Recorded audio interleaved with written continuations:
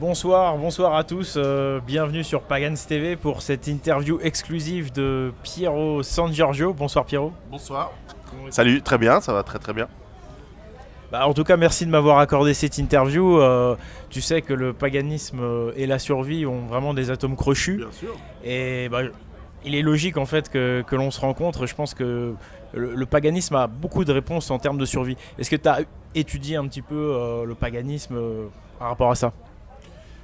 Peu, puisque ma culture à la base, c'est celle comme beaucoup de gens, notamment, je suis d'origine italienne. Donc quand j'étais gamin, on était éduqués catholiques, et donc j'ai une culture qui a baigné dans cela. Alors après, on sait qu'historiquement, le catholicisme a repris à 80% des thèmes païens, sauf les dieux évidemment, mais le fondamental a été repris. Merci. Alors on va dîner et boire simultanément à l'interview. Bref, santé. Et donc j'en connais que des bribes. Après, avec l'âge, évidemment, en étudiant les livres, en lisant, on en apprend un petit peu plus. Moi, j'ai beaucoup étudié la mythologie grecque, romaine, c'est pratiquement la même. Et donc, à force, c'est sûr que j'ai trouvé une sagesse très intéressante dans ces peuples antiques. Alors là où je ne connais pas, et j'ai tout découvert ta chaîne comme étant, parmi d'autres, très intéressante, comme celle de Varg Vikernes et d'autres, sur les mythologies que je ne connais pas, qui sont les Celtes, qui font partie en réalité aussi de mon patrimoine génétique, puisque j'ai une partie de mes origines sont forcément d'Europe. Donc, tu es lombard, je crois, c'est ça hein? Alors je suis d'origine du Piémont. Mes deux parents sont du Piémont. J'ai fait des tests génétiques rigolos pour voir où sont mes ancêtres. Alors une partie sont d'origine italienne, donc ça veut dire qu'il y a un tout petit peu de Celtes, il y a des Latins, forcément, mais il y a aussi une grande partie qui sont finalement qui viennent des Goths. Donc ça vient de germanique, scandinave, etc. Ce qui explique que d'ailleurs dans ma région, on est nombreux à être grands. Alors avant j'étais blond, maintenant je suis blanc. Mais avant j'étais blond, les yeux clairs, j'ai les yeux bleu-gris. Ma grand-mère était blonde, j'ai une grand-mère qui était blonde aux yeux bleus. Donc voilà, on reste dans ces peuples européens. Alors c'est intéressant de voir à quel point ça résonne, ces histoires de dieux. Mais je connais peu les dieux nordiques, je m'y intéresse, je lis. Mais je connais pas les dieux nordiques, celtes et autres. Mais ça résonne, c'est intéressant. Et pour cause, c'est excessivement peu médiatisé. En réalité, je suis vraiment heureux que tu m'accordes cette interview, que tu donnes un petit peu de ta lumière au paganisme et au paganisme hyperboréen, c'est-à-dire plutôt justement celto-viking germanique, que la petite image qu'on en a avec les Romains et les Grecs, qui n'est qu'une image très limitée. Et justement par rapport à ça, je voulais te demander un petit peu ta position sur la dissidence, parce que personnellement, et les païens, on a un mal fou à être pris au sérieux. Et surtout qu'on est en train de faire des tas de découvertes par rapport à l'archéologie ancienne, par rapport au mode de vie des anciens Celtes, des anciens Vikings, et cette culture hyperboréenne qui contenait énormément d'éléments qui permettent de mener à l'indépendance, à l'autonomie, bref, à être vraiment libre de toute dépendance, et y compris dans des réactions de survie. Parce que quand je vous parle de culture hyperboréenne, je vous parle là d'un énorme serpent de mer, quelque chose qui est censuré sans cesse depuis des siècles. C'est-à-dire que cette censure-là n'existe pas que récemment, c'est depuis des siècles. Et moi, je déterre ce serpent de mer et je trouve que j'ai très peu d'appui dans la dissidence, parce que je crois qu'il y a un lobby que je dirais, moi, islamo-catholique, un lobby religieux en fait, qui refoule toutes ces choses. Alors que si on veut chercher la vérité, or il me semblait que la dissidence au départ, l'origine de la dissidence, c'était le 11 septembre 2001, un événement qui avait réveillé les consciences, où on est rentré dans une démarche de vérité. Et aujourd'hui, plus personne ne s'intéresse à toutes ces alternatives civilisationnelles. Et la civilisation celtique et hyperboréenne, en fait, c'est un énorme serpent de mer qui va nourrir tous les gens qui s'intéressent à la survie, parce que c'est une culture qui est née dans un contexte de survie. Hyperborée, c'est la zone polaire, et ça remonte à nos ancêtres européens qui ont survécu dans cette zone il y a à peu près 9 à 10 000 ans. Et c'est pourquoi cette culture est excessivement adaptée à la survie, puisque c'est dans un contexte de survie qu'elle est née. Bref, moi voilà ce que j'ai envie de dire, c'est que là, voilà, la dissidence, je pousse un petit coup de gueule. Hein. Ils se plaignent que les grands médias ne relaient pas leurs idées. C'est vrai, ils se plaignent d'un lobby judéo-maçonnico-sioniste. Moi, en tant que païen, je trouve qu'il y a un lobby catholique très puissant. Et c'est pour ça que je remercie Pierrot de son intégrité, de dire bah non, le paganisme c'est intéressant, et de ton éthique professionnelle d'aller jusqu'au bout et de donner la parole à des païens. Donc merci à toi Pierrot. Qu'est-ce que tu penses de tout ça? Je pense on est face à des problèmes tellement lourds dans les années à venir que nous avons plutôt intérêt à, d'une part, travailler dans la même direction, faire des alliances de tous les gens de bonne volonté, d'où qu'ils soient et quelles que soient leurs origines. Après, on a des limites, hein. C'est sûr qu'il y a des gens qui ont une vocation à pas vivre sur nos terres. Mais s'ils sont de bonne volonté, on peut faire en sorte que ça se passe bien, d'une part. Ensuite, je crois qu'on doit retrouver dans notre histoire, dans nos racines, même dans notre histoire très ancienne, effectivement, notre histoire ne commence pas au néolithique, elle commence bien avant. Et dans cette histoire, nous devons trouver les moyens, les méthodes, les énergies, les ressources, les cultures, retrouver des cultures anciennes, non pas pour recréer un ancien monde, non pas pour refaire le monde d'avant, mais pour trouver des inspirations pour faire un monde nouveau. Et ce monde nouveau, il ne doit pas copier forcément les Gaulois ou que sais-je, mais simplement il doit s'inspirer aussi de ces traditions qu'on a oubliées et elles doivent nous inspirer pour faire quelque chose de nouveau. Voilà. Donc moi je ne suis pas pour revenir à la France ou à l'Europe des années 50 ou des années 1850 ou des années 1250. Je suis pour qu'on réfléchisse à ce qu'on fera en 2050.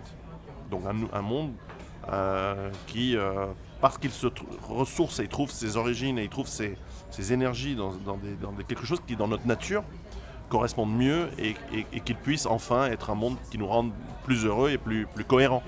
Parce qu'aujourd'hui, visiblement, ça ne marche plus. Tout à fait, tout à fait. Et puis bah, justement, quand on parle de paganisme hyperboréen, on va parler d'âge d'or, c'est-à-dire une époque en réalité où l'homme vivait en harmonie les uns avec les autres, avec la nature. Bref, c'était un mode de vie très simple. Toi qui nous préconises en tant que survivaliste, parce que on va en faire un bref retour sur les causes possibles de l'effondrement à venir et les causes pour lesquelles tu nous incites à nous préparer et à préparer justement une base autonome durable. Bah, c'est ni plus ni moins qu'une ferme, on va dire gauloise ou viking de l'ancien temps, c'est-à-dire un endroit où tu es totalement indépendant du système au cas où. Et dans ce cas-là, ça nous intéresse carrément la culture celto-viking parce qu'effectivement, si le système tombe, eh bien, il serait intelligent de s'inspirer de nos ancêtres. Donc, maintenant, selon toi, par rapport à la civilisation actuelle, elle va s'effondrer. Quels sont pour toi les éléments principaux qui font que ça va s'effondrer ? Alors, j'en parle dans mes livres et clairement, pour moi, il y a des tendances lourdes qui sont en train de converger dans un temps assez court, assez bref dans l'avenir proche, qui sont la surpopulation, le manque de ressources au niveau des énergies et des matières premières, etc. C'est également éventuellement des changements climatiques. On sent qu'il y a probablement quelque chose qui est en train de se passer. Est-ce que c'est dû à l'homme? Est-ce que c'est naturel? Est-ce que c'est des cycles? Moi, j'ai plutôt tendance à penser que ce sont des cycles, mais qu'on n'aide pas avec notre activité. Certainement, on détruit des écosystèmes, donc on va avoir des effondrements écologiques qui certainement sont dus à l'activité humaine. Ça, c'est certain. Le climat, c'est moins sûr, mais l'activité humaine, c'est certain. Sur les effondrements du nombre d'espèces, du nombre de poissons dans les eaux et les océans en général et ailleurs. Donc on a ça. Ensuite, on a aussi la dette, la financiarisation des économies qui fait qu'elles deviennent extrêmement fragiles. Et puis notre mode de vie est également fragilisé par les systèmes d'approvisionnement qui sont incroyablement complexes et qui ne pourraient pas tenir à des crises lourdes. Et donc ces tendances lourdes, elles arrivent, à mon avis, entre 2020 et 2022 à des périodes de très grands risques. En réalité, je crois que l'effondrement a déjà commencé, parce que nous sommes déjà dans des moments de systèmes économiques qui vacillent, des systèmes énergétiques qui sont plus tellement prévisibles. Et je crains fort qu'on aille vers des temps difficiles. Alors peut-être que je me trompe, peut-être que c'est en 2030, peut-être même plus tard, mais je crois que c'est proche. Et la question, c'est si ça s'effondre, comment est-ce qu'on est résilient, comment est-ce qu'on y fait face? Et dans mes livres, j'explique comment devenir autonome, comment être le plus efficace possible à mon foie gras. Merci beaucoup. Comment, oui, parce qu'il faut pouvoir profiter de ce qui marche bien. Alors, je salue les végans qui vont me détester pour bouffer du foie gras, mais bon, une fois de temps en temps, c'est bon. Et bref, donc il faut se préparer avec des systèmes résilients, avec de l'autonomie, ce qui nous donne en fait de la liberté. Parce que, et d'ailleurs j'ai failli dire un lapsus, j'ai failli dire vérité, parce que c'est la vérité qui nous rend libre. La vérité, c'est comprendre ce qui nous arrive. Et cette liberté, on peut l'acquérir que par le travail, que par l'autonomie. Et cette autonomie, on peut la mettre en place à des petits niveaux ou à des grands niveaux. Ça dépend de nos moyens, ça dépend de notre temps, ça dépend de nos énergies, ça dépend de notre situation personnelle. Soit, effectivement, c'est mieux à la campagne, dans un endroit loin des villes, mais on peut aussi le faire dans des petits villages, mais aussi, pourquoi pas, dans des villes, mais c'est plus dur. Donc ça, j'explique tout ça dans mes livres. Tout à fait, d'ailleurs, on va montrer ton livre. Donc, Survivre à l'effondrement économique. C'est vraiment un excellent livre, hein. Moi je l'ai relu récemment. C'est vraiment une super synthèse parce que en fait, tu nous expliques bien comment fonctionne notre système et que si on est logique, si on est honnête, ça va forcément malheureusement un jour mener à un épuisement des ressources qui va mener forcément à une réaction en chaîne, à des graves conséquences économiques, politiques, des gens qui vont avoir faim et ça risque de se terminer dans un bain de sang. Mais moi, ce que je vais rajouter à ça, et c'est lié à l'écosystème dont tu mentionnais également dans ton livre, c'est que, et ce que va nous apporter la culture païenne, c'est cette connaissance de la nature et ces anciennes traditions païennes qui nous disent que quand il y a un déséquilibre planétaire, et notamment quand il n'y a pas assez d'arbres, c'est pour ça que l'arbre est sacré dans les mythologies, et quand l'homme consomme trop de ressources, il se produit ce qu'on appelle chez les Gaulois le ciel qui nous tombe sur la tête, chez les Vikings le Ragnarok. C'est-à-dire que la Terre, si vous voulez, a une intelligence. Le Kali Yuga chez les hindous. Le Kali Yuga chez les hindous. Voilà, le Kali Yuga, les cycles. Et toutes ces anciennes traditions nous expliquent que la planète va se défendre. C'est-à-dire que même s'il n'y a pas forcément d'effondrement économico-politique tout de suite, il y a des risques de cataclysme parce que la Terre est un système intelligent. Et quand les écosystèmes sont trop déréglés, la Terre, elle fait comme un peu votre corps quand il est infecté de virus, elle se nettoie. Donc ça, faut bien faire attention à tout ça. Et je crois que les cultures anciennes, notamment hyperboréennes, vont aider tous les survivalistes. Donc on ne peut pas se permettre de négliger la recherche de cette culture ancienne à retrouver. Et tiens, justement par rapport à ça, Pierrot, toi qui es un vrai survivaliste, si tu te retrouves dans une zone glaciaire, tu vois, polaire, dans une nuit qui dure depuis plusieurs semaines, t'as rien, t'es à poil, t'es vraiment en situation de survie. Comment tu fais pour t'orienter, pour trouver par exemple le sud? Est-ce que tu auras une idée? Alors j'avoue que c'est pas tellement l'environnement, bien que j'aime bien le froid. Moi je suis un montagnard, j'aime bien le froid. J'aime bien je suis plus à l'aise dans le froid que le chaud. D'ailleurs c'est pour ça que je suis un petit peu enrobé aussi. Je pense que génétiquement j'ai une facilité à enrober autour de mes muscles, un peu beaucoup trop de gras d'ailleurs. Mais enfin voilà. Et je pense que clairement il y a les étoiles. Exact, bonne réponse. En espérant qu'il n'y ait pas de couverture nuageuse. Mais oui, il y a les étoiles. Alors j'avoue que je ne suis pas un expert d'étoiles, mais l'étoile polaire, je sais la reconnaître. Ça c'est un fondamental les amis, il faut absolument savoir repérer l'étoile polaire. Et justement, cette question évidemment a été opportune.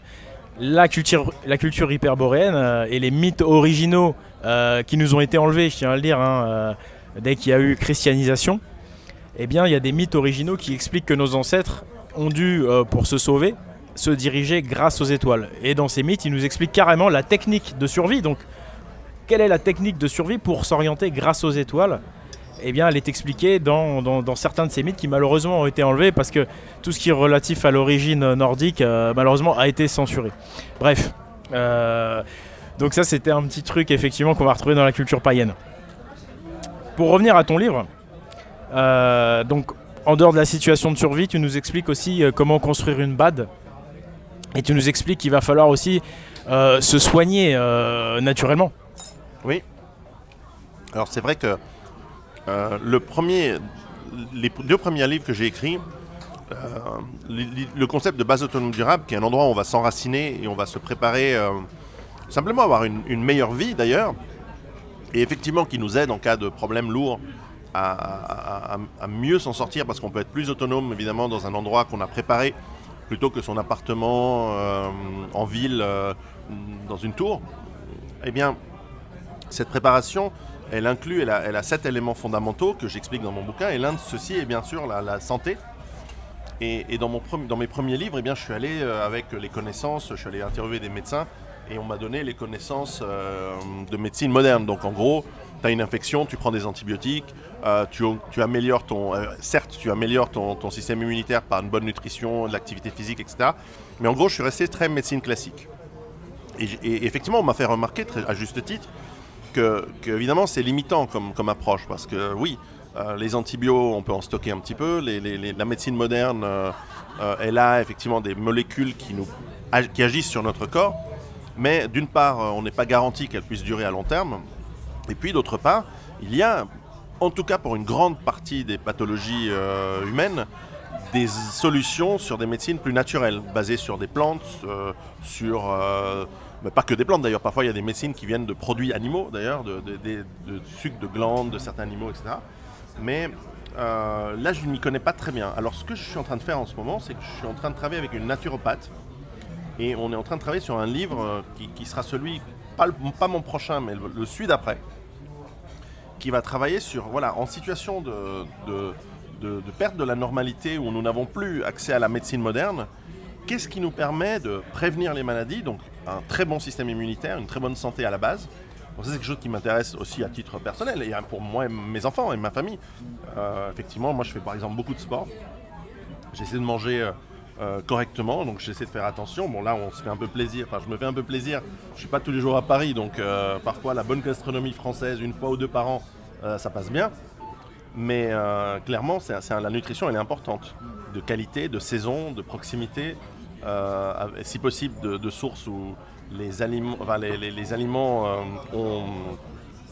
proviennent d'exploitations agricoles qui sont justement pas des exploitations mais en permaculture. Voilà, permaculture, mais simplement aussi en harmonie avec ce qui fonctionne, qui respecte les animaux qu'il y a dans la terre, qui respecte la richesse de la terre, qui donne des bons nutriments aux plantes. Donc on ne va pas surexploiter la terre, on ne va pas surexploiter les plantes, on ne va pas faire de la productivité, on va faire du long terme. Et lorsqu'on mange de manière hyper saine, notre organisme, qui est capable de s'auto-soigner, je renvoie les gens qui connaissent peut-être aux travaux, la chaîne vidéo de la chaîne YouTube de Thierry Casasnovas, qui répond vraiment de manière très intéressante à ces questions. Et donc, nous pouvons nous soigner en partie par la prévention et aussi par les soins avec des plantes qui ont des particularités très proches des molécules. D'ailleurs, faut pas les antibiotiques, à la base, ce sont des molécules naturelles. Hein. Ça vient de plantes, ça vient de champignons. La pénicilline, par exemple, c'est un champignon. Bref, peu importe. En revanche, c'est un travail de longue haleine, c'est un travail de recherche. Et je n'oppose pas les 2 médecines. Simplement, là aussi, nos ancêtres, qui n'étaient pas du tout des abrutis, qui n'étaient pas du tout stupides, eux connaissaient déjà ces plantes. Alors aujourd'hui, on s'extasie devant les Indiens d'Amazon ou les Africains perdus dans les forêts du Congo qui se soignent avec des plantes, mais on le faisait tous avant. Et donc on va devoir redécouvrir, et d'ailleurs ce savoir n'est pas perdu, puisqu'il y a encore beaucoup de gens qui l'étudient, mais effectivement, tu l'as dit justement, ils ne sont pas médiatisés, on en parle peu, mais de plus en plus de gens s'y intéressent. Donc je pense qu'il y a, même dans un cadre de survie, à court terme ou à long terme, l'utilisation des plantes sauvages, des plantes médicinales, les huiles essentielles et plein d'autres outils que nous donne la nature sont fondamentaux. Tout à fait, je suis entièrement d'accord. Effectivement, le corps a la propriété, enfin la capacité à pouvoir se réparer tout seul. Ça s'appelle l'homéostasie. Et l'homéostasie s'opère sur un corps qui est déjà bien équilibré. Donc effectivement, comme tu disais, en mangeant correctement, etc., en se nourrissant de produits issus d'une agriculture naturelle. Et effectivement, les anciens connaissaient cela. C'est-à-dire que nos anciens, en fin de compte, ils étaient tous un petit peu herboristes. Je rappelle que l'herboristerie, c'est une discipline qui malheureusement est officiellement interdite en France. Oui, vous ne rêvez pas. L'herboristerie en France, c'est interdit. En Belgique, c'est autorisé, mais chez nous, c'est interdit. Donc vous voyez, c'est plein de choses comme ça qui nous montrent que il faudrait peut-être tout simplement qu'on regarde en arrière pour trouver des informations. Et donc, pour se soigner tout seul, il y a effectivement ces méthodes-là. Alors moi, pour ceux qui éventuellement me rencontrent grâce à Pierrot, j'ai une chaîne qui s'appelle l'Esprit Viking, parce que là, on est sur Pagans TV. La chaîne Esprit Viking, c'est plus justement du renforcement physique, un petit peu aussi d'alimentation, quoi manger. Donc vous pouvez aller faire un tour aussi, c'est intéressant. Mais pour nourrir ton propos, je dirais que la culture païenne, et la culture très ancienne païenne, c'est-à-dire hyperboréenne, il semblerait vraiment qu'il y a des moyens de guérir les gens qui sont vraiment tout à fait surprenants pour nous. Mais voilà, je vais vous faire une petite révélation comme ça, on va dire. Il semblerait quand même que, vu les études qu'il y a eu sur les mégalithes, vous savez, ces fameux menhirs que Obélix portait, les dolmens, ces choses-là, il semblerait que ce sont en fait des pierres qui utilisent les énergies telluriques de la Terre, qui sont des énergies naturelles, on en revient toujours à la connaissance de la nature, et qu'en réalité, ces pierres, il suffisait par exemple de s'asseoir sur une de ces pierres ou de se mettre à côté, et ça permettait de guérir. Parce qu'il maîtrisait cette science en fait de ce qu'on appelle le magnétisme, ce qu'aujourd'hui on appelle ça des choses un peu... on n'y croit pas trop, mais des fois on va voir, ça peut arriver, des brûleurs ou des guérisseurs. Disons qu'à cette époque-là, cette science-là était parfaitement maîtrisée par tout le monde et que c'était pas du charlatanisme, quoi. Et ces pierres, il semblerait qu'elles servaient à cela. Donc moi ce que je dis, c'est que aussi bien ces mégalithes-là que les grandes pyramides de Gizeh, en réalité c'est lié à cette ancienne science,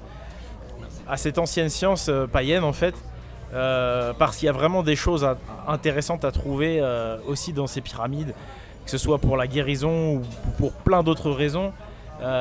C'est des civilisations anciennes et elles méritent d'être étudiées parce que ça peut permettre de sauver des vies, quoi. C'est-à-dire que là on ne rigole pas, les catastrophes peuvent vraiment arriver très rapidement et on ne peut pas se permettre d'ignorer des combinaisons de plantes ou peut-être des possibilités de guérir les gens ou de créer en tout cas un monde meilleur. Parce que là c'est vrai que pour pouvoir faire des pyramides ou aligner des mégalithes, on n'est plus dans la survie directe, on est dans l'établissement d'une civilisation plus durable et de la création d'un nouveau monde. Et c'est là où c'est vraiment passionnant le survivalisme, parce que pour moi c'est pas du tout, parce que souvent on dit que c'est anxiogène. Moi pas du tout, parce qu'en fait ce qui me rend anxiogène c'est cette société moderne, vous voyez. Je suis bien d'accord. Je suis bien d'accord. Et donc voilà, je dis pas que j'ai envie qu'il y ait un cataclysme, mais je dis que finalement s'il y a un cataclysme, je verrai le bon côté des choses, on aura la possibilité, tous ceux qui y survivront. Donc a priori Pierrot, il aura des bonnes chances parce qu'il se prépare quand même depuis beaucoup d'années. On va essayer. On aura la possibilité de créer un nouveau monde et ça c'est fabuleux, ça c'est intéressant. Donc moi je pense que, je vous ai parlé rapidement des pyramides et de ces choses-là, des civilisations celtiques, je pense qu'il y a des cycles au niveau des civilisations et que tout n'est pas linéaire. Je pense vraiment que notre civilisation, en fait, on croit qu'elle est la meilleure, mais il semblerait qu'en réalité, pas du tout. Il y a eu d'autres types de civilisations, peut-être même plus durables, puisqu'on en a encore des traces. Alors Pierrot, question. Penses-tu qu'il restera des traces de notre civilisation actuelle dans 1000 ans? Oui, certainement, parce qu'on a inventé l'inox. Donc certainement, ça ne peut pas disparaître. En revanche, c'est vrai que les civilisations, même la civilisation romaine qui a existé il y a 1500 ans, elle s'est effondrée en 400, au 5e siècle, eh bien, elle nous laisse des traces, elle nous laisse des ruines. Alors certes, ils construisaient en pierre, etc. Alors à vrai dire, nous, on construit avec des matériaux encore plus durables, puisqu'on a inventé l'acier. Et ça dure vraiment longtemps. Et surtout l'inox, donc ça c'est indestructible. Quasiment, il faudrait, je sais pas, des dizaines de milliers, mais encore, il faudrait que ce soit fondu dans de la lave pour que ça disparaisse. En revanche, c'est pas grave, parce que les civilisations qui seront là dans 20, 30, 50, 100 ans, elles vont reconstruire sur les ruines de ce qu'on a. Et d'ailleurs, on peut imaginer, alors ça c'est de la science-fiction, on peut très bien imaginer que après un effondrement, comme les gens du Moyen-Âge récupéraient les pierres romaines, les pierres des maisons des Romains pour fabriquer leurs nouveaux villages, nous allons utiliser nos villes comme des mines pour récupérer le cuivre, les métaux, le caoutchouc des pneus, pour les refaçonner, pour en faire, je sais pas, des semelles de chaussures pour les pneus, ou par exemple de sortir les revêtements en cuivre ou les câbles électriques pour les recycler et en faire des nouveaux, et ainsi de suite. On peut tout à fait imaginer des villes qui deviennent des mines à ciel ouvert de matières premières. Ouais, mais en ce qui concerne les écrits, je veux dire, on va récupérer des matériaux, d'accord, mais au niveau de la connaissance, est-ce que tu crois qu'on va avoir gardé beaucoup de traces de comment on vivait? Tout dépend du niveau vers lequel on s'effondre. Si on s'effondre partiellement et régionalement, eh bien, il y a des endroits où on va perdre beaucoup de choses et d'autres pas, mais aujourd'hui on a une civilisation globale. Si on s'effondre de manière globale et qu'on s'effondre très loin et qu'on retourne à des niveaux technologiques comparables, j'allais pas dire anciens, mais comparables à ce qu'on a connu dans le passé, si on perd l'électricité, ça me paraît peu probable. Mais si on perd l'électricité, par exemple, tous les supports magnétiques, toutes les connaissances qui sont Internet, machin, tout ça, ça disparaît.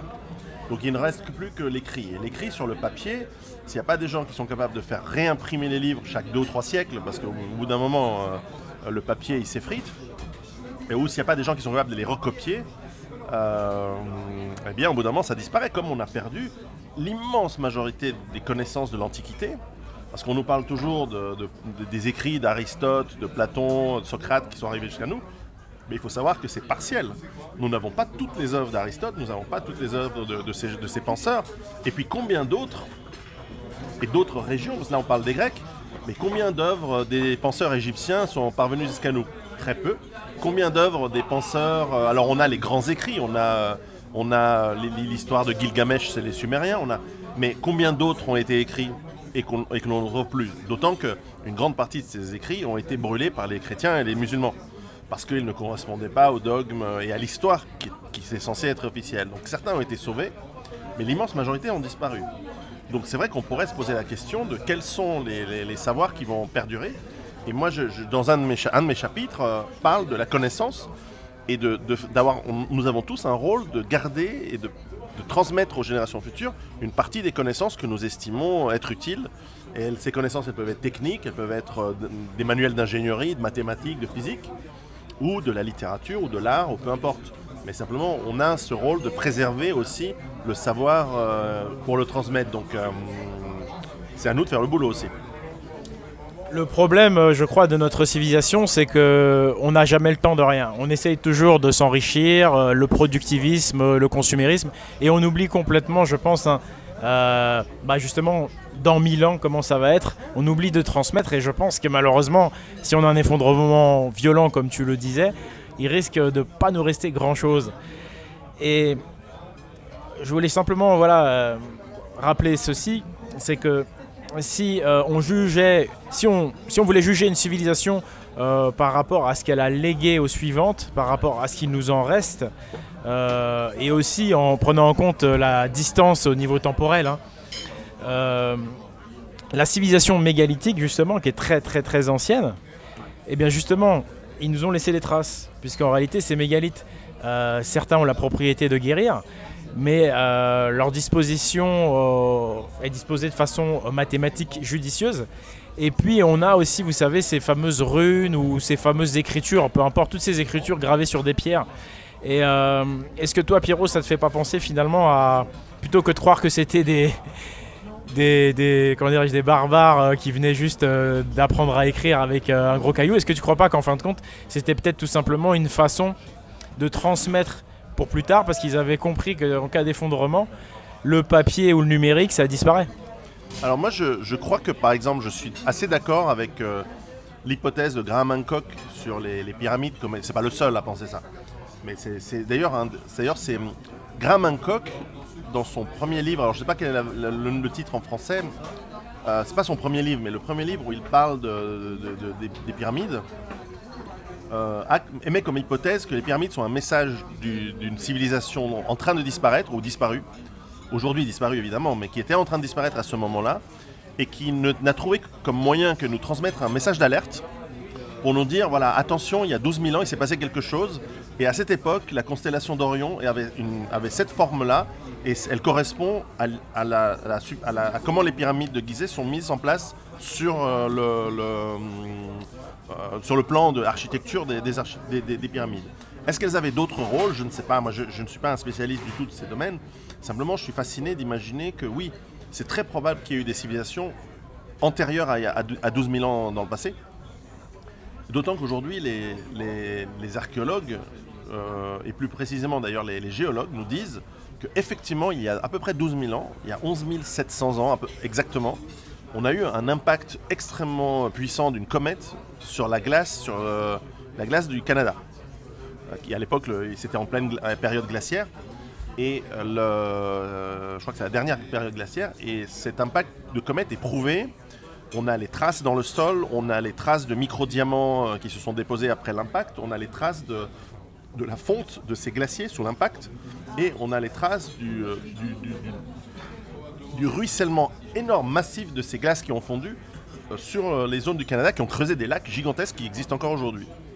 Et on imagine que la masse d'eau qui a été fondue lors de cette fonte massive et très brutale des glaces a fait en sorte qu'en moins d'un siècle, donc c'est un temps très court, l'eau des océans est montée de 120 mètres. Et donc s'il y avait des civilisations, elles étaient probablement au bord de la mer, donc quelque part sur la côte de l'Atlantique, quelque part sur la côte de la mer du Nord, bien plus au-delà d'où est la côte aujourd'hui. On a aujourd'hui par exemple des mégalithes que l'on découvre, des pierres, pas des dalles, de plusieurs dizaines de tonnes que l'on découvre au large de la Sicile à 100 mètres sous l'eau.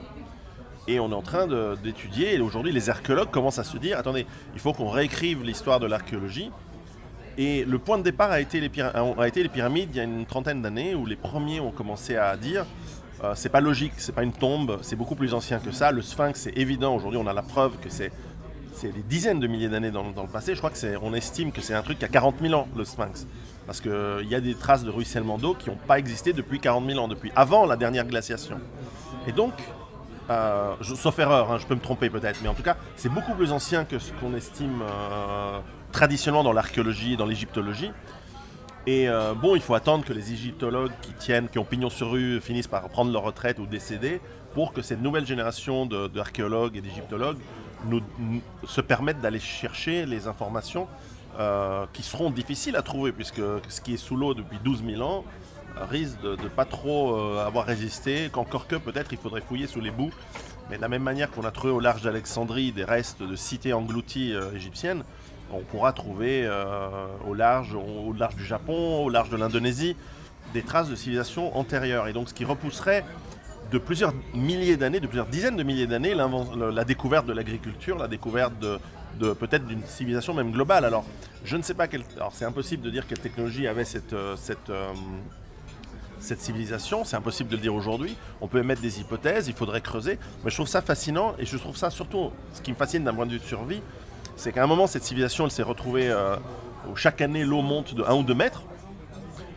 Donc tous ces ports sont foutus, donc elle doit évacuer ses villes, elle ne peut pas les reconstruire suffisamment vite. Donc au bout d'un moment, elle va aller voir des colonies. Alors peut-être qu'elle avait cette civilisation, certains l'appellent l'Atlantide, en tout cas ça correspond aux dates, précisément aux dates que Platon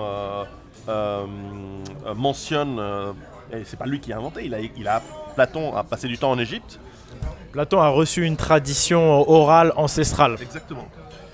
D'autres civilisations dont on n'a peut-être pas des traces, parce que peut-être qu'ils n'avaient pas ils n'ont peut-être pas eu le temps de construire des trucs aussi gigantesques que des pyramides, certainement devaient être présentes dans le nord. Il y a le Doggerbank qui était beaucoup plus bas, l'Angleterre n'était pas une île à l'époque, le Royaume-Uni, la péninsule britannique, les îles britanniques faisaient partie du continent européen à cette époque, puisque l'eau était plus basse, les niveaux de la mer étaient plus basses.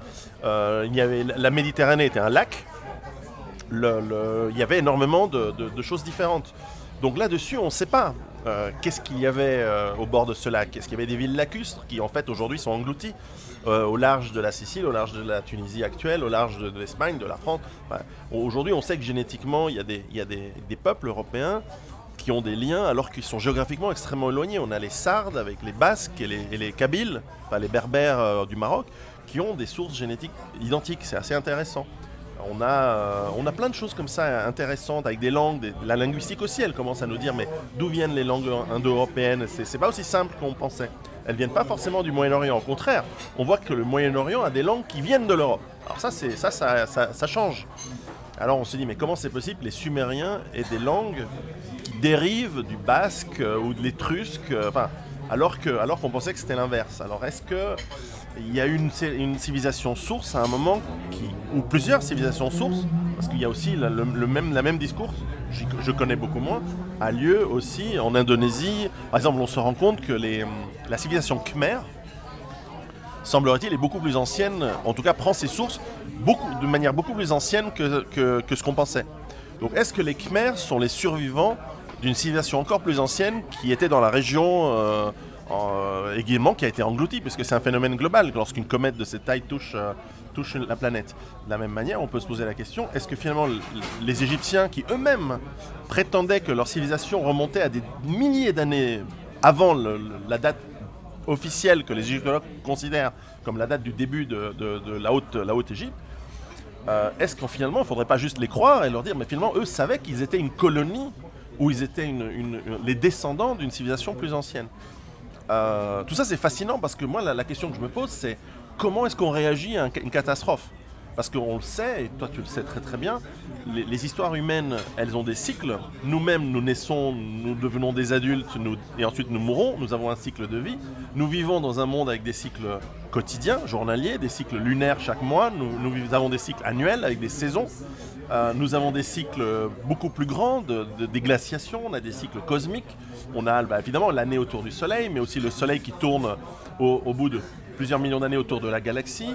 Ça a des changements, les vents cosmiques qui sont en fait des particules de radiation, c'est pas les mêmes au fur et à mesure des axes. La Terre, elle a la précession de l'équinoxe chaque 26 000 ans, je crois.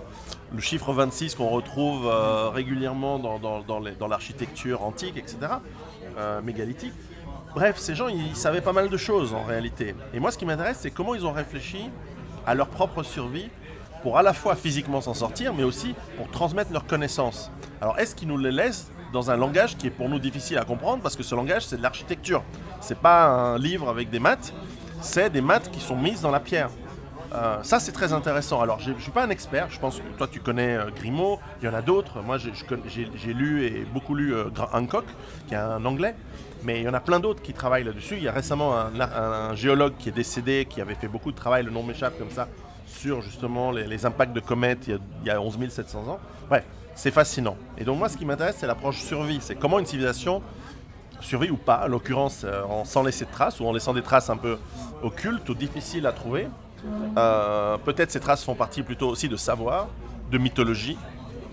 Est-ce que Thor, Odin, Zeus, est-ce qu'en fait, c'était pas des rois de cette ancienne civilisation, ou les survivants de cette ancienne civilisation avec des connaissances qui se sont retrouvés dans des terres où les gens étaient un petit peu plus arriérés, entre guillemets, et qui étaient plus simples, et qui les ont considérés comme des dieux. Je ne sais pas, mais c'est des hypothèses fascinantes sur lesquelles réfléchir. Merci. Avant de commencer le plat, mais je vais t'offrir mon livre, en tout cas la dernière version. Ah, la dernière version. Merci justement, beaucoup. Ça s'appelle Les Hyperboréens face à l'Empire. Donc justement, tout ce que vient de vous dire Pierrot, là, il a très très bien parlé. Du coup, j'ai plus grand chose à dire. J'avais lu la version précédente. J'avais lu la version précédente. Tout à fait, il avait lu la première version. Celle-ci est beaucoup plus aboutie. C'est la version, on va dire, définitive. Et concernant donc ces anciennes civilisations, ces cycles, concernant cette glaciation, eh bien là, il y a en tout cas un fil conducteur très cohérent, issu d'un travail personnel de recherche assez important, qui est basé sur beaucoup de sources différentes, beaucoup d'ouvrages. Et je dresse un fil conducteur logique. Alors, pourquoi on parle d'hyperboréens ? Tout simplement, comme Pierrot l'a dit, il y a eu à un moment donné une comète qui est tombée sur la Terre et qui aurait provoqué une glaciation, mais également la hausse des niveaux de la mer. Eh bien, il faut savoir que cette glaciation donc, a plongé des civilisations entières d'un climat, on va dire, tempéré à un climat glaciaire polaire. Ce qui a fait que ces gens hyperboréens, ce sont les survivants en fait, de cette glaciation. C'est des gens qui ont réussi vraiment à survivre. Et c'est pour ça que cette culture hyperboréenne est vraiment taillée pour la survie. Et en fait, ce dernier grand déluge, ces derniers grands cataclysmes et cette dernière grande glaciation, c'est, si tu veux, le point de départ de ce qu'appellent les Hindous un Manvantara. C'est-à-dire c'est de là vraiment le point bas de nos civilisations. C'est à partir de là, et donc c'est les hyperboréens qui sont l'origine en fait, qu'on a commencé à recréer des civilisations. Et c'est pour ça que les Hyperboréens sont vraiment très très mythiques. Et ils ont transmis en fait beaucoup de choses. Parce que justement, étant survivants du dernier grand cataclysme, ils savaient que le plus important c'était pour leurs enfants, leurs descendants, que le ciel ne leur tombe pas sur la tête. Et de les prévenir. Et en fin de compte, quand on étudie ces pierres, ces pyramides, eh bien c'est une infime sagesse que ces gens nous transmettent, un amour profond pour leurs descendants. C'est-à-dire que pour moi ce sont des civilisations hautement supérieures à la nôtre, puisque notre civilisation n'est absolument pas capable de transmettre quoi que ce soit. Déjà, même à nos petits-enfants, ça va être très difficile l'avenir qu'on leur lègue. Eh bien, pour moi, ces civilisations de type hyperboréen étaient supérieures de ce point de vue-là, moralement, puisqu'ils ont laissé des traces à travers ces pierres.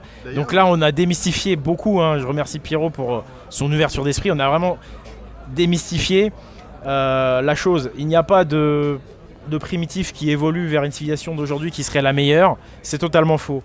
Il y a eu une suite de civilisations différentes, et ces civilisations sont malheureusement assez régulièrement ravagées par des cataclysmes. Et notre civilisation n'est absolument pas supérieure. Et ça c'est génial pour le paganisme, parce que ça revalorise totalement le monde et la civilisation celtique. Et c'est génial aussi pour les survivalistes que vous êtes, parce que vous allez pouvoir faire comme moi, chercher dans la culture païenne, parce qu'il y a énormément de trucs liés, comme je vous disais, à l'indépendance, à l'autonomie et la survie. Et notamment la tradition orale, puisque c'est contrairement à ce qu'on croit, c'est l'un des meilleurs moyens de transmettre l'information en cas de cataclysme. Parce que tu vois, si demain tout est ravagé, je pense que tu vas pas embarquer tes bouquins sur ton sac à dos. Non, c'est sûr. Mais d'ailleurs, ce qui est très intéressant, c'est que le concept de laisser dans des immeubles et dans de l'architecture des traces et des informations, c'est quelque chose que l'on fait aujourd'hui dans énormément d'immeubles. Notamment à l'âge d'or, on va dire, je ne sais pas si je peux utiliser ce terme, mais à la fin du 19e siècle, lorsque la franc-maçonnerie était, en tout cas avait pignon sur rue de manière moins occulte qu'aujourd'hui, enfin elle l'a toujours, mais il y a énormément de bâtiments qui ont des traces, qui ont des symboles, qui ont des informations, qui ont parfois des éléments de mathématiques qui sont explicites. Aux États-Unis, par exemple, le Rockefeller Center, qui est à New York, à Manhattan, qui est un immense un building, qui est un gratte-ciel, je crois des années 30, a des fresques, a des statues, a des bas-reliefs et a, dans les dimensions de l'immeuble, des informations mathématiques. Donc alors, est-ce que l'idée c'est de transmettre au futur des informations, ou est-ce que c'est juste la mégalomanie du mandataire qui a dit à l'architecte j'aimerais telle dimension, telle chose, parce que finalement c'est un symbole. Après tout, on a les Georgia Guidestones aux États-Unis, ces grandes pierres où sont écrites en plusieurs langues un message très clair sur la vision du futur que souhaiterait le commanditaire de cette œuvre, qui dit voilà, on voudrait un monde avec seulement 500 millions d'habitants et pas plus. On aimerait certaines règles de morale qui sont anciennes. Donc en fait, cette volonté de transmettre à des générations futures par la pierre, par quelque chose de pérenne, elle est très ancienne. Tout à fait, même si en fin de compte, je crois que les récents francs-maçons n'arrivent même pas à la cheville des anciens bâtisseurs de ce point de vue-là, parce que ça reste quand même des bâtiments qui ne sont pas... Déjà, ils ne résistent pas au séisme, donc déjà par rapport aux pyramides de Gizeh ou aux mégalithes de Bretagne, c'est largement en dessous. En tout cas, certains bâtiments de New York ne résistent pas aux charges de démolition. Et puis le problème des francs-maçons, c'est qu'ils gardent la connaissance pour eux. Vous voyez, pour avoir le pouvoir, ils gardent la connaissance. Alors que les anciens bâtisseurs, les druides si vous voulez, ils transmettaient la connaissance. Voilà, tout le monde avait droit à la connaissance. Il n'y avait pas de caste, c'était pas réservé, même si c'était pas non plus dilapidé. Attention, il y avait une méthode initiatique aussi, hein, on donnait pas ça au premier crétin venu. Mais dès qu'on voyait quelqu'un d'intelligent, on lui donnait. Il n'y avait pas de caste. C'était un état d'esprit différent. Mais tu as raison, il y a effectivement une filiation entre les deux. Pierrot, pendant que tu manges... On doit conclure. Voilà. Tu sais qu'en fait, cette culture païenne est vraiment diabolisée depuis des siècles, hein, et notamment par l'Église catholique pendant le Moyen-Âge. Aujourd'hui, c'est toujours le cas, même si c'est pas forcément les cathos, ça peut être carrément la fine équipe, on va dire, les médias dominants et tous ceux qui sont derrière. Et donc récemment, aux Jeux Olympiques, hein, il y a eu l'interdiction comment dirais-je, de la tenue de sport de l'équipe de Norvège parce qu'il y avait un glyphe qui est une rune en fait, qui est une flèche vers le haut, donc toute bête. Hein. Ils ont interdit ça. Alors la plupart des gens ne savent pas ce que c'est que les runes, c'est très peu connu. Et donc ils en ont profité pour interdire ça, pour être sûr, si vous voyez, que ça ne rejaillisse pas. Mais en réalité, moi je sais ce que c'est, et donc c'est vraiment la rune principale. Ça évoque justement cette survie dans le désert de glace, cette survie hyperboréenne. Moi direct j'ai acheté le pull. Bon, c'est un peu cher, hein, 200 €, mais j'ai acheté le pull par proteste, puisque c'est interdit, je vais donc l'acheter. Je crois qu'il n'y en a plus beaucoup des pulls et puis c'est très cher. Mais du coup, moi par contre, j'ai réagi, j'ai fait une vidéo pour expliquer la chose. Donc je vous conseille d'aller sur Pagan TV hein, pour tous les survivalistes. Cette vidéo sur la rune de tir qui reflète à nos origines, à tous les Européens, qui est très très nordique. Mais bon, c'est très très ancien. Hein. On va pas faire un topo là-dessus, là, c'est trop long. Mais après, il y a aussi la vidéo avec Jacques Grimaud récemment où on parle des runes. On parle également de la survie. Et comme quoi en fait la zone glaciaire c'est pas si mal parce que quand le niveau de la mer monte comme tu disais tout à l'heure, si tu habites sur la banquise monte aussi, t'es pas emmerdé, tu vois, c'est pas con. Et puis avec le froid tu conserves la viande et t'attrapes pas de maladie. Entre parenthèses, vous voyez, on touche à quelque chose de très ancien, très caché, mais c'est de l'or en barre pour l'humanité et pour n'importe quel survivaliste qui se prépare. Et donc par rapport, je reviens à la rune de tir et l'interdiction, donc on voit bien que la fine équipe diabolise les runes, diabolise la culture ancienne, païenne, alors qu'elle n'a même pas remontré le bout de son nez. Et ça a été pas trop soutenu, encore une fois, hein, par la dissidence. Je remercie Pierrot qui avait relayé. Ça a été un petit peu relayé, mais pas assez pour moi. Et donc pour soutenir en fait cette culture qu'on continue de nous cacher après des siècles d'inquisition et d'interdiction, on va dire, eh bien j'ai fait un t-shirt qui justement... un t-shirt en signe de protestation, donc si vous pouvez pas acheter le pull, le vois. Voilà, donc ça c'est le t-shirt insoumis hyperboréen avec la rune de tir, donc la rune principale hein, de. C'est un XL, donc c'est bien. Ouais, j'ai pris à sa taille, mais il est surtout très grand et très large, hein, Pierrot. Hein, attention. Et donc voilà, si vous pouvez pas acheter le pull, vous pouvez toujours acheter ce t-shirt insoumis hyperboréen. En tout cas, Pierrot, toi tu fais un bel insoumis hyperboréen. Merci. On essaye. Hein. Et donc je dirais pour conclure, voilà, si vous voulez plus de détails, vous pouvez acheter mon livre, hein, ceux qui viennent de me rencontrer. Ceux qui me connaissent et qui cherchent de l'autonomie, de l'indépendance en tant que païen, en tant qu'homme libre, eh bien le travail de Pierrot, son livre La Survivre, c'est vraiment une référence et puis il en a d'autres.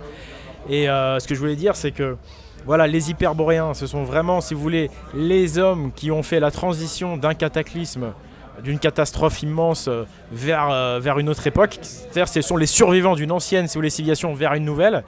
Et nous, malheureusement, hein, tous les compteurs sont au rouge pour nous. Et maintenant, c'est à nous, si vous voulez, de devenir les prochains survivants. Je suis d'accord. Complètement, je suis d'accord. Les prochains survivants victorieux, donc ceux qui vont rester, donc ça va être très peu, hein, et c'est la sélection naturelle. Et c'est pour ça que j'ai envie de dire, inspirons-nous de nos lointains ancêtres hyperboréens pour devenir les prochains et pour que nous aussi ensuite, si nous survivons, nous puissions construire un monde meilleur. Le monde meilleur, c'est ce qu'on veut pour nous, pour nos enfants, pour nos descendants.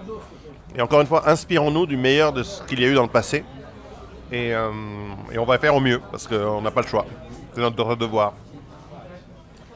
Pour moi, être un hyperboréen, ça se revendique pas. On verra. Pour moi, l'hyperboréen, c'est celui qui va survivre, qui va prouver qu'il est hyperboréen par le fait qu'il passera l'épreuve. Donc, merci beaucoup Pierrot. Tu as encore un mot à ajouter ? Je te remercie. En tout cas, restons l'esprit ouvert parce que ce sont des hypothèses que l'on pose là, fascinantes. Et donc maintenant, c'est à nous de chercher aussi les preuves, les données, les informations. Dans ton livre, tu en donnes pas mal, donc c'est intéressant. Encore plus dans la nouvelle version. Ah voilà, je vais lire la nouvelle version et puis on se recroisera bientôt. Et puis là, j'ai encore plein d'autres preuves qui vont arriver, des vidéos. Là, j'ai fait une vidéo sur Alésia, les mégalithes, vous allez voir, c'est exceptionnel. Donc si vous me découvrez grâce à Pierrot, abonnez-vous à Pagans TV. Et puis il y a aussi à Esprit Viking pour le sport. Vous allez voir que les fameuses preuves, parce que là, Pierrot a raison d'être prudent, il parle d'hypothèses. Pour moi, maintenant, c'est bien plus que des hypothèses. Vous allez voir que là, on a parlé très vite. Et moi, dans ce que j'ai dévoilé, ce n'est que, on va dire, les 10 premiers pourcents. Vous allez voir que ça va aller de plus en plus vite, les révélations. Et ça va être du lourd. Donc voilà, merci à tous. Merci Pierrot. À bientôt. Ciao, merci à vous.